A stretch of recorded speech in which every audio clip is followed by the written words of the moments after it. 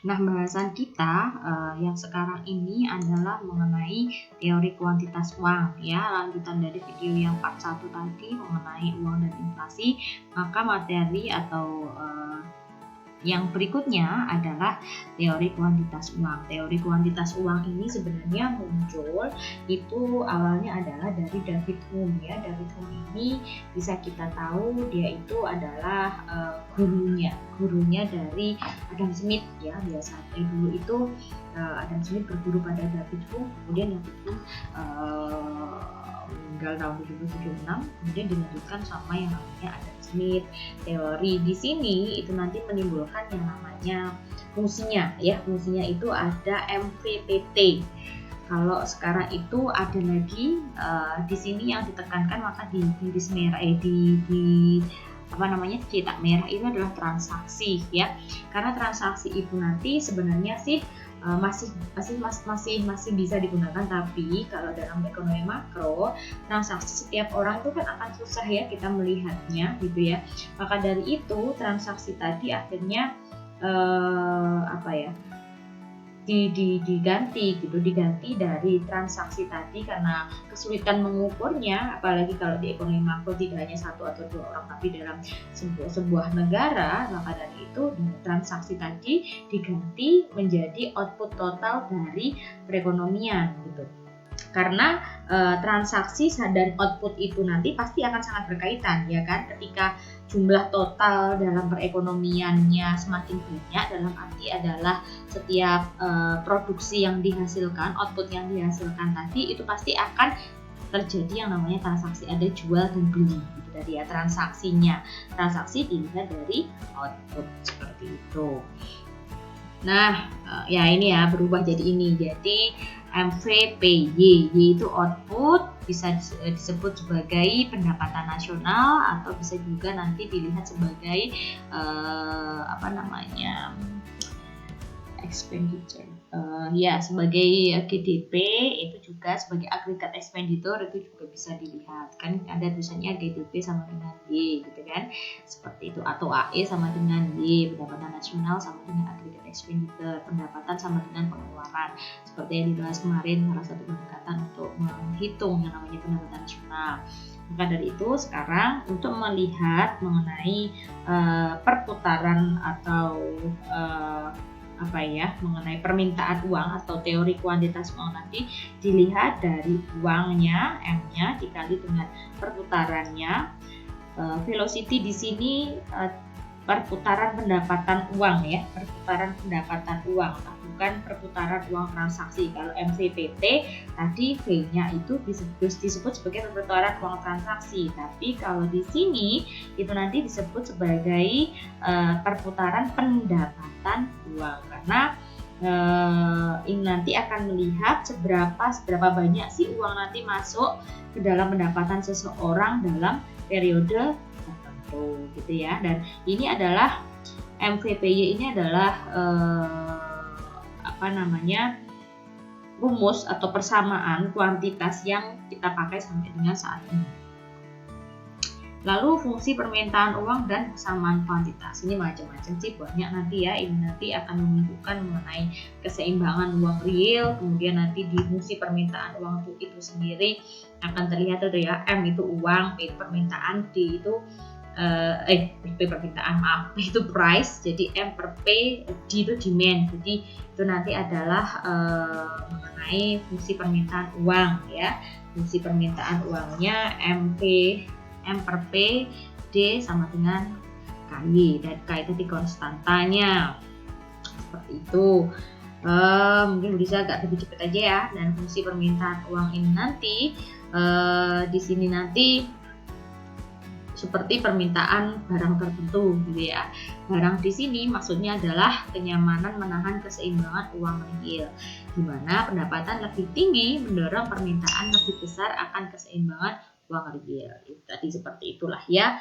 Nanti bisa kalian baca sendiri mengenai perpindahan uang yang dari ketika mereka mendapatkan pendapatan, maka apakah uangnya tadi ditahan atau uangnya akan digunakan untuk bertransaksi. Transaksinya macam-macam gitu tadi ya.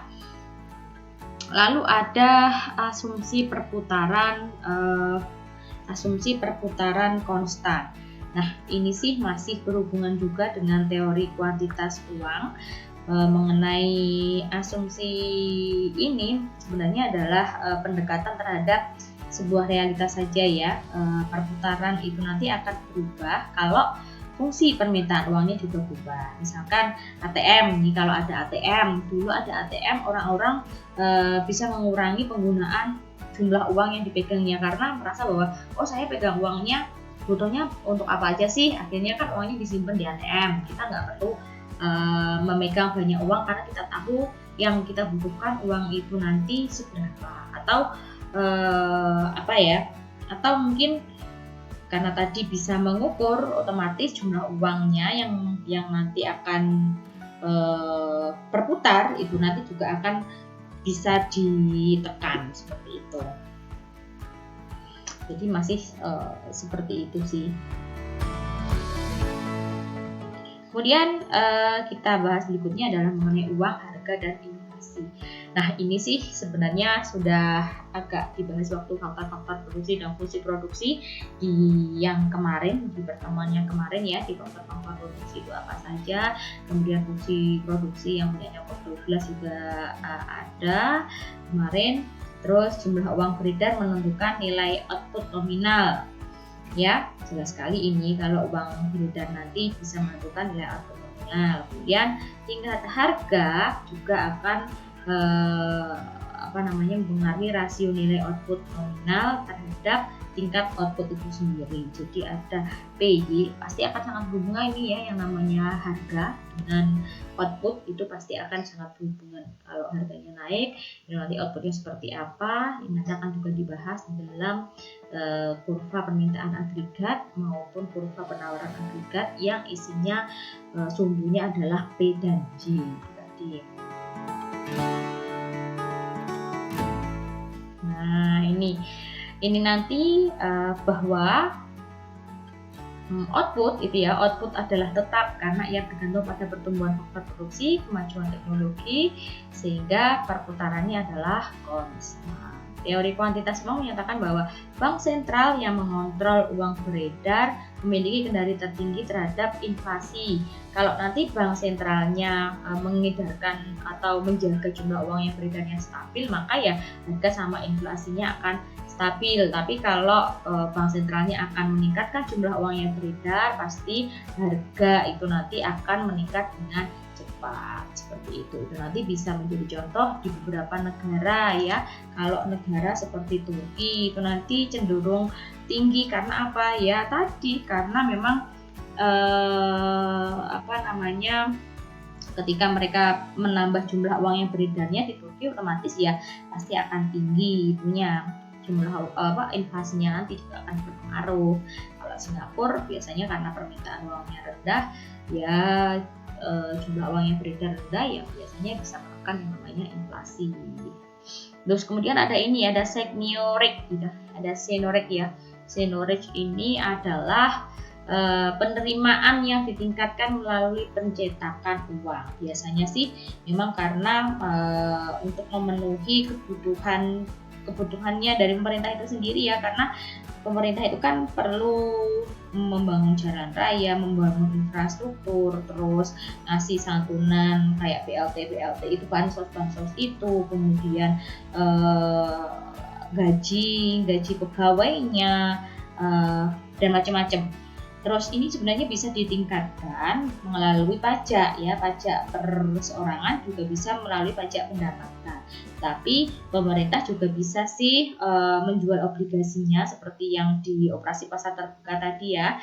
Itu yang kedua, itu juga pemerintah juga bisa mencetak uang. Tapi sih mencetak uang tidak serta-merta oh iya deh kalau butuh uang langsung aja dicetak gitu ya, tidak bisa seperti itu juga, karena akan banyak sekali pertimbangan apakah dengan mencetak uang itu bisa menjadi sebuah solusi seperti itu ya. Kemudian kita membahas mengenai inflasi dan tingkat bunga. Cepet ya, tingkat bunga real dan tingkat bunga nominal. Nah ini sebenarnya kalau kita lihat di tingkat bunga nominal itu nanti sebagai tingkat bunga yang dibayar bank. Tapi kalau tingkat bunga real itu adalah kenaikan daya beli masyarakat. Kalau P itu adalah tingkat inflasi. Jadi hubungannya tadi seperti itu ya. Hubungan antara tingkat bunga nominal dan tingkat inflasi, di mana R adalah tingkat bunga real, I adalah tingkat bunga nominal, dan I adalah tingkat inflasi. Sedangkan P adalah persentase perubahan tingkat harga. Kita bisa ingatkan sekali lagi bahwa tingkat bunga nominal itu nanti untuk melihat tingkat bunga yang dibayar oleh bank. Kalau tingkat bunga real adalah kenaikan daya belinya dari masyarakat. Kemudian ada yang namanya efek Fisher. Efek Fisher nanti menunjukkan perbedaan antara tingkat bunga real dan juga tingkat bunga nominal. Seperti Bu Iza bilang tadi, karena tingkat bunga karena tingkat bunga yang real tadi menunjukkan daya beli masyarakat ya. Kalau daya beli masyarakatnya bagus, ya pasti tingkat bunga nominal, tingkat bunga realnya juga pasti akan meningkat seperti itu. Nah, kemudian kita juga akan membahas mengenai ini menunjukkan bahwa bunga nominal dapat berubah karena dua hal, karena tingkat bunga real berubah atau karena tingkat inflasi yang berubah. Nah, kemudian menurut persamaan Fisher tadi bahwa kenaikan 1% pada tingkat inflasi akan menyebabkan kenaikan 1% pada tingkat bunga nominal. Nah, ini ada gambarnya. Kalau tingkat bunga nominalnya naik, itu berarti tingkat bunga real ditambah dengan inflasinya juga akan pasti mengalami kenaikan. Apa ini? Tingkat bunga real ex ante sama ex post. Nah, ini sih nanti bisa kalian lihat ya di buku mengenai tingkat bunga real ex ante sama ex post, karena bisa nanti kurang waktunya biar nggak banyak videonya. Kemudian ini ya sudah baca aja. Nah, ini ada biaya memegang uang. Jadi biaya memegang uang sih sebenarnya apakah ketika kita memegang uang cash ataupun ketika kita menyimpan uangnya dalam bentuk tabungan atau dalam instrumen-instrumen macam-macam ya, kita simpan uang kita dalam bentuk emas, kita simpan uang kita dalam bentuk reksadana, saham dan sebagainya ya, itu nanti bagaimana biaya memegang uangnya? Uangnya nanti yang kita pegang akan menyusut atau akan semakin bertambah, seperti itu sih. Kalau rasionalnya sih kita pengennya biaya memegang uang kita itu akan semakin sedikit, sehingga ketika kita memegang uang cash itu nanti kita bisa membelikan dengan harga atau mendapatkan barang yang akan lebih banyak, seperti itu daripada kita memilih ketika kita memegang uang memegang uang cash ternyata yang bisa kita beli dengan uang tersebut adalah semakin sedikit. Maka banyak sekali pilihan yang bisa dilakukan oleh masyarakat mengenai cara memegang uang tadi, karena tergantung sama tingkat bunga nominal dan juga tingkat bunga real tadi ya, mengenai pendapatannya dan sebagainya. Nah, ini uang masa depan dan harga saat ini, seperti yang saya bilang tadi, ketika kadang-kadang di akhir tahun atau beberapa bulan sebelumnya, biasanya sebelum ganti tahun ada pengumuman nih, nanti akan ada kenaikan gaji, kenaikan pensiun, kenaikan UMR, UMK.